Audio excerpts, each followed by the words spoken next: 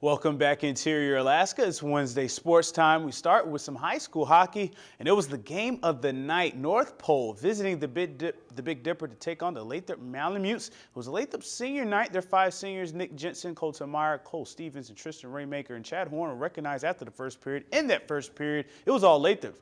Stevens scores on a shorthanded goal after a Horn assist, and then Cameron Walker, he got a dirty goal off of the rebound.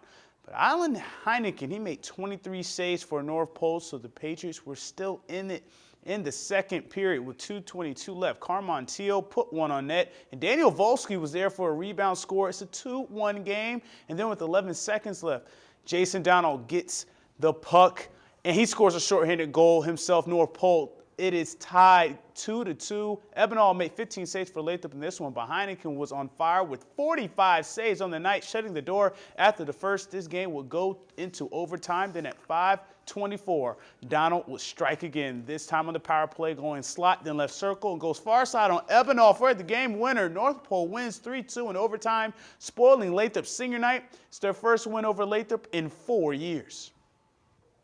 That second goal to tie it really got everyone jazzed. That's the most I've ever seen that team be excited. And I mean, that last goal, that settles it. I mean, hopefully that boosts our confidence, and going into regionals, we'll get her going. Second period, I started getting under my glove rather than hitting my wrist, and because all week I just been not catching it at all. And then finally just one of them caught my glove. I'm like, okay, back to normal. The kids knew that they had dug a hole and they needed to get out of it. We just keep saying, don't give up. Have pride when you play, have heart, and we finally did. In high school hoops last night, the Rams hosted the Hawks. Hutchinson had a solid first quarter against the defending 3A champs Morgan John with a putback here. He had 8 to lead the Hawks. And Emmanuel Pacheco, he hit a 3 at the buzzer. The end of the first quarter, the Hawks trailed just 19-11, but then the Rams, they just went crazy in the second, outscoring Hutchinson 31-13. Monroe applied their pressure trap defense, resulting in fast break points. The threes went down as well. Monroe's defense was stifling, holding Hutchinson to just 12 second half points. Jalen McCullough, Scooter Bynum, and John Minder all scored 13 points. Monroe wins this one 81-36. Our key is just getting defensive stops and putting pressure on the ball and just getting easy baskets and easy points at the rim. Coach always talks about that every game is important and that the most important game is always today. And it's the most important team is the team that we're playing right now, and so that's how we came in tonight. And there was another blowout in the girls' game, but the visitors were in control of this one. The Hutchinson Hawks went on a 21-1 run in the second quarter, keyed by Kiana Edwards. She had 13 points. Teammates Taylor Hastings and Ellie Veazey both had 14 to lead Hutchinson.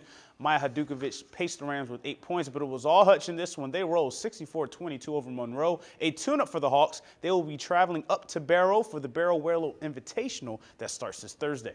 The Natick women's basketball team starts their second half of the season at the Patty. This week they host Northwest Nazarene on Thursday. The Crusaders are second in scoring the GNET at 76 points per game, but are second to last in defending the 3. Central Washington comes to Fairbanks on Saturday, and they have lost 7 of their last 8, but are the second best rebounding team in the GNET. The Nanooks are on a 4-game skid, but they feel if they can control their turnovers and make better in-game adjustments, they have a chance to sweep this weekend.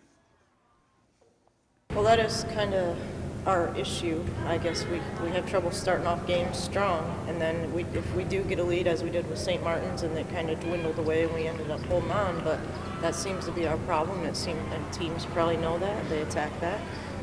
So today was not a nice practice, I guess you could say, or a nice film session. So we're hoping they'll take that and make the change, that we need to win games this second round. Also tonight, more changes to the Yukon Quest. Today, it was announced that the start and finish lines have been moved. The start in Fairbanks will be on 2nd Avenue. It was actually the original starting point of the historic race. Then the thin ice on the Chena River is the reason for the move. In Whitehorse, Yukon, the finish has changed from downtown Whitehorse to the Tahkeena Hot Springs Road off the North Klondike Highway. Trail conditions in that area are reportedly dangerous, so that was the reason for the move there. This week, the route changed, as mushers will not go over American Summit, but they will go down the Yukon River between Eagle and Dawson. Also, Megan Rootley withdrew from the Yukon 300, and the field is now down to 16. The Yukon Quest will start this Saturday at 11 a.m. on 2nd Avenue. And that's it for sports tonight. Mike Schultz is next with your full weather forecast, and we'll catch you next time.